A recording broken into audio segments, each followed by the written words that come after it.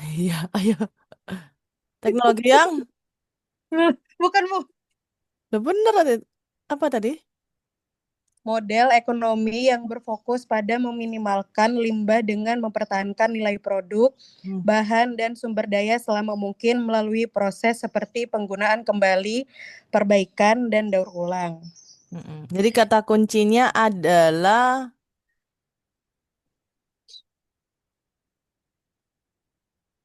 memper, me- mempertahankan sumber daya selama mungkin,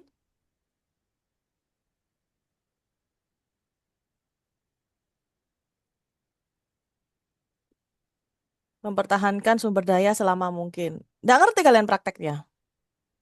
Kalian punya temen kan? Dia punya HP, meskipun pecah layarnya nggak karu-karuan, tetap dia nggak ganti HP. Ya nggak? Oh iya iya Iya, benar paham, benar. paham, paham. Itu namanya praktek ekonomi sekuler.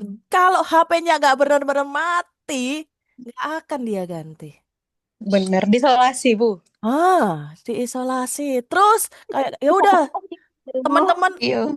teman-teman udah bilang kayak udah ganti aja kan HP itu udah jadul apa udah bisa diinstal apa-apa. Terus dia bilangnya apa? Enggak kok masih bisa diservis. Enggak kok masih bisa diservis. Nah, itu adalah praktek ekonomi sirkular. Sama juga kayak gini. Kamu baju kayaknya mulai dari aku kenalan pertama jadi mahasiswa baru kayaknya itu terus deh. Terus jawabannya dia apa? Aku masih suka gitu. Masih bagus. Warnanya juga masih enggak apa sih? Enggak pudar gitu. Masih bisa dipakai. Ini dia bilang kayak gitu. Ya, itu praktek ekonomi sirkular. Terus ada lagi yang ngomong, sepeda motormu jadul banget, nggak ganti tuh. Aku tahu kamu bisa beli. Itu kata dia apa? Nunggu sepeda motorku benar-benar rusak kalau nggak hilang baru diganti kan gitu. Nah itu praktik ekonomi sekular jadi dia sirkular bukan sekular sirkular jadi dia itu benar-benar memanfaatkan apa yang dia miliki itu sampai benar-benar nilainya udah habis nggak bisa digunakan lagi baru dia ganti. Sedangkan praktik ekonomi non sirkular adalah yang kayak gini, HP masih bisa digunakan tapi dia sudah mau pengen ganti gitu. Macam kayak saya gitu loh yang kemudian akhirnya ya udah HP-nya yang satu daripada diberikan ke orang lain ya masih aja disimpan katanya sayang dulu belinya sambil nabung gitu tapi dia secara periodik ganti HP secara periodik ganti motor. Nah, pokoknya FOMO terus lah gitu. Nah itu adalah praktik ekonomi non sirkular artinya membuang-buang sumber daya. Jadi di Eropa itu sekarang lebih menggalakkan memperbaiki sesuatu sampai benar-benar tidak bisa diperbaiki sebelum benar-benar ganti. Sekarang praktik culture-nya orang-orang kayak gitu. Kalau kita ngomongin paling kayak pelit banget sih sama hidup. Oh, apa sih? Tapi sekarang sudah orang sudah merasa kayak kalau beli HP berarti dia harus membuang sumber daya alam, ngambil sumber daya alam yang baru padahal sumber daya alamnya terbatas. Ada yang namanya jejak karbon, ada karbon yang harus dibuang kalau kalian tidak menggunakan suatu produk itu lagi. Jadi yang dipikirkan itu gitu. Tidak menambah sampah itu namanya praktik ekonomi sirkular gitu.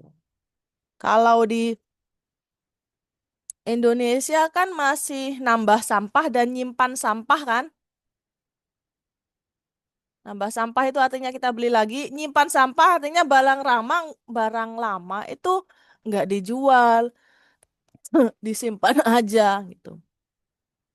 Kalau di luar negeri itu ada yang namanya culture-nya tuh garage sale. Jadi eh, untuk digunakan oleh orang lain gitu. Jadi dia tuh kayak giveaway giveaway gitu untuk digunakan silakan ambil sesukanya untuk bisa kamu gunakan. Cuma culture-nya di Indonesia belum kayak gitu karena merasa kayak untuk mendapatkan sesuatu hal itu masih harus kayak kerja keras banget gitu. Kok enak orang lain mendapatkan bekasnya dengan cuma-cuma. Nah gitu. Jadi beberapa praktik ekonomi sirkular itu kayak gitu. Yang dimaksud sama Chef Viola itu kayak gitu. Oke. Bu, berarti apakah kita tidak lebih berarti mereka lebih baik daripada kita? Ya enggak sih. Kalau mau penjelasan lebih mendalam, kualitas hidupnya di Indonesia itu lebih bagus daripada di Eropa menurut beberapa pengakuan banyak orang Eropa yang sudah ke Indonesia. Karena di Indonesia makanan itu, kalau di Eropa itu makanan itu mahal, lebih mahal. Dan tempat tinggal itu mahal. Kalau di Indonesia kan, ya kita masih bisa tinggal sama orang tua kan, kecuali memang benar-benar menginginkan punya rumah sendiri. Tapi istilahnya orang dengan gaji paling rendah pun tuh masih punya tempat tinggal. Lah, kalau di Eropa meskipun gajinya udah kayak mapan tuh belum tentu memiliki tempat tinggal. Mereka masih harus sewa-sewa. Nah, kalau berdasarkan indikator-indikator yang seperti itu, Indonesia masih lebih baik. Tapi soal indikator perencanaan kota, memang Eropa masih lebih unggul daripada Indonesia. Gitu. Nah, ini beberapa hal mulai dirintis sih di Indonesia, tapi mungkin ya memang belum maksimal. Oke. Apalagi temuannya di Wina?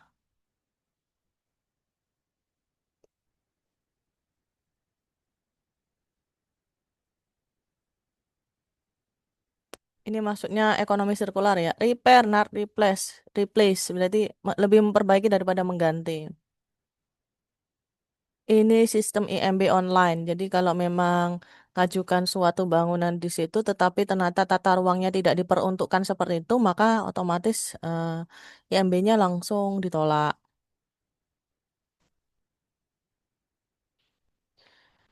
Ada hal lain yang mau disampaikan oleh kalian?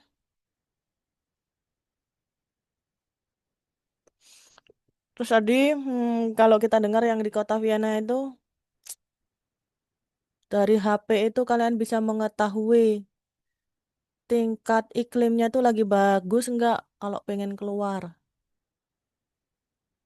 Jadi mereka orang-orang di Vienna itu lebih mengandalkan informasi dari pemerintah apakah tingkat UV-nya itu berapa, tingkat ininya itu berapa, populasi udaranya tingkatnya itu berapa, anginnya itu berapa. Itu benar-benar diperhatikan sama mereka karena itu menentukan keputusan mereka untuk hari ini itu keluar rumah atau enggak. Beda sama di Indonesia ya. Coba saya tanya kalian, berapa kali dalam satu hari itu kalian ngecek suhu udaranya berapa, anginnya berapa, UV-nya berapa, sama kualitas udaranya itu berapa? Berapa kali kalian cek? Terbilangnya jarang nggak sih, Bu? Ah, saya nggak pernah. Kalau lagi panas banget baru saya ngecek itu. Ini sebenarnya Sama, Iya, Bu. berapa sih? sama-sama. Ya kan?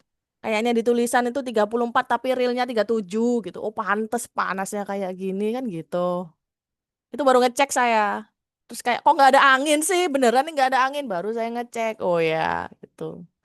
UV itu nggak pernah ngecek saya. Tapi kalau di Eropa kalian tuh harus ngecek. Kalau bepergian ke Eropa kalian harus ngecek UV gitu kan. Karena itu menentukan tingkat kalian inget apa enggak pakai sunscreen.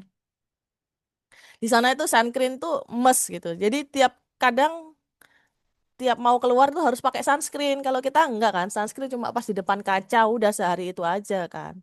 Selebihnya kan ya nggak pernah. Tapi kalau mereka itu di-apply beberapa kali, dioleskan beberapa kali tiap mau keluar gitu. Kasih oles lagi gitu. Supaya apa nggak kena kanker kulit gitu.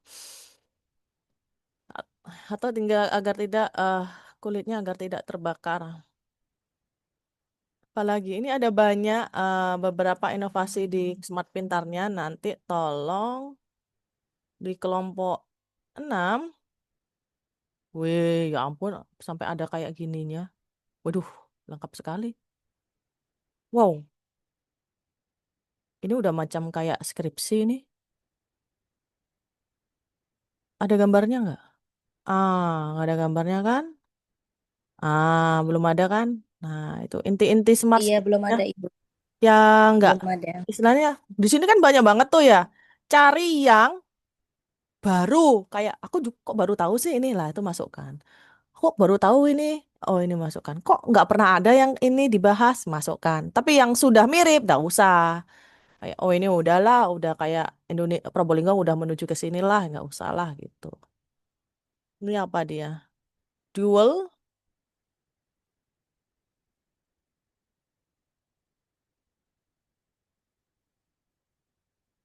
dia pakai Sustainable Rainwater Management for the Smart City.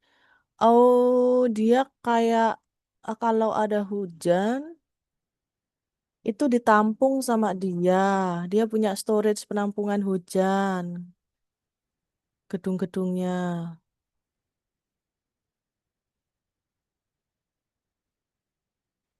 Tapi baru diterapkan di Edith Piaf Straße. Jalan Edith Piaf Straße itu jalan bahasanya. Sistat. Sistat ini kayak subkota atau kayak kelurahan gitu loh, Sistat. Groundwater levels. Oh. Nah, ini bagus. Ya, oke lah masukin. Ada banyak nanti dimasukkan sama gambar-gambar yang mendukung kalau ada. Ya, itu ya. Jadi ditambahi gambar-gambar yang kayak ya saya pengen ada informasi yang spesifik itu loh yang kalau baca itu, oh saya baru tahu ada ini. Oh bener ini gitu. Jadi dapat informasi baru. Ada pertanyaan tentang ini? Ini belum saya komen.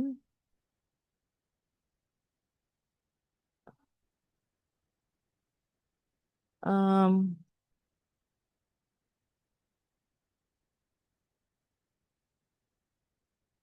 ini nomor dua, kelompok dua juga belum saya komen. Kelompok empat juga belum. Kelompok oh, ini juga belum. Yang baru saya komen kelompok satu sama kelompok lima kayak. Ya udahlah, ini Hidan nggak datang ya. Parah Hidan. Tak tandai kamu dan aduh aduh aduh aduh, aduh. Ya udah nggak ada pertanyaan.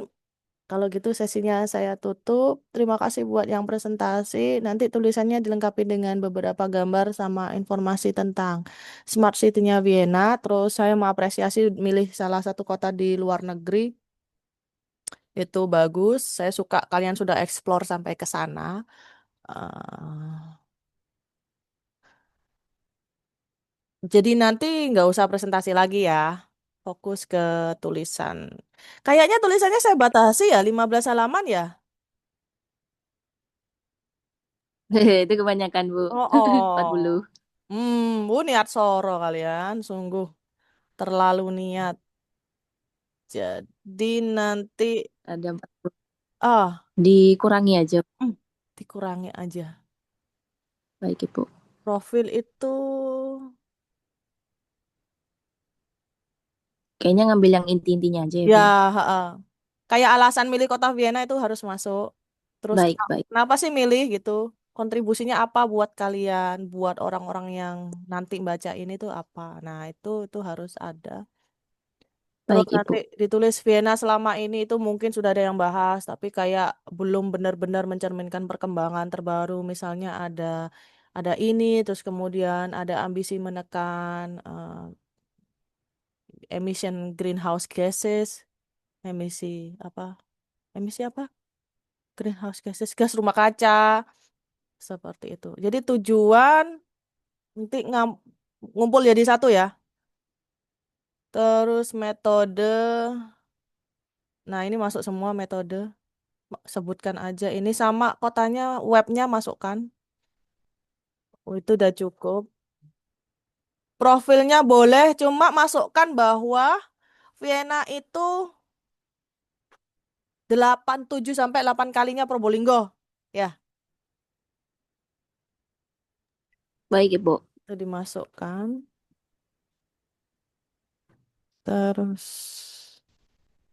dimasukkan juga profilnya kota Vienna itu dia kayak kota penting bersejarah karena banyak perjanjian perdamaian diadakan di situ.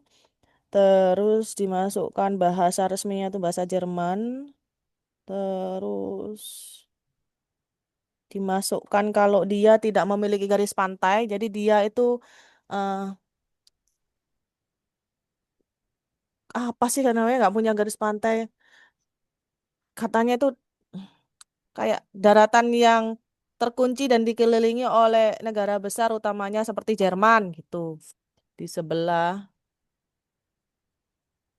di sebelah antara barat sama utara barat laut gitu.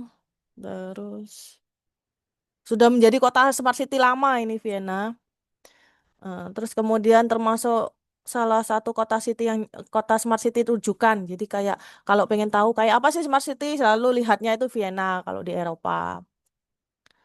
Terus nanti dengan dengan luas segitu penduduknya cuma 1,9 juta jiwa aja. Terus apakah dilihat juga apakah penduduknya itu pertumbuhan penduduknya itu menurun apa enggak, negatif apa enggak? Kayaknya sih negatif antara -1 sampai 2%, tapi tolong dicek lagi ya. Udah sih itu aja. Jadi jadi kayak hal-hal yang penting yang kayak kalau browsing ini nggak akan ketemu gitu. Oke, itu mungkin nggak ada pertanyaan ya. Saya tutup. Oh iya, saya punya rencana. Mungkin minggu depan atau 2 minggu lagi itu saya mau ngadakan seperti seminar, tapi bukan dari kalian. Jadi saya akan ngundang seseorang yang ahli di bidang Smart City sama SPBE, Sistem Pemerintahan Berbasis Elektronik. Jadi pembicara mungkin selama 3 SKS. Ya 2 SKS, 1 SKS-nya tuh tanya jawab. Mungkin itu ya narasumbernya dari saya atau bagaimana. Saya udah bilang ke Yuda supaya memfasilitasi, jadi seolah kayak itu kegiatannya BEM, tapi cuma bagian di mata kuliah, tapi nunggu apakah fakultas itu ACC apa enggak. Kalau nggak ACC ya tetap saya jalankan sih, cuma sifatnya jadi kayak internal tertutup. Dan saya mau ngundang teman saya yang pernah nulis Smart City yang dari Palembang itu sebagai pembicara juga. Kemungkinan sih ya, kemungkinan besar. Tapi tunggu saja kabar dari saya lah itu. eh karena nanti yang ngubungin narasumber paling saya. Dan nanti akan ngambil jam mata kuliahnya ini. Itu mungkin minggu depan 2 minggu lagi lah. Itu mungkin oke saya tutup ya. Terima kasih buat mahasiswa. Kita akan ketemu lagi minggu depan dengan presentasi ini yang Baik, sama. Ibu. Wassalamualaikum warahmatullahi wabarakatuh. Waalaikumsalam.